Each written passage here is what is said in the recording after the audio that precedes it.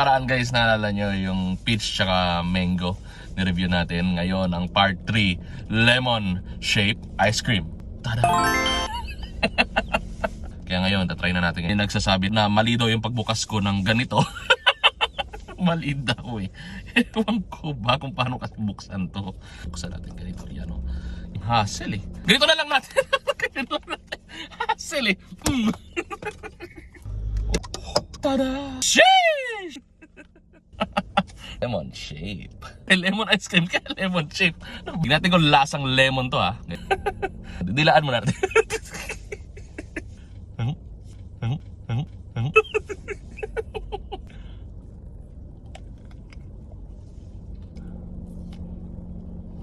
Mas masarap siya sa peach at mango.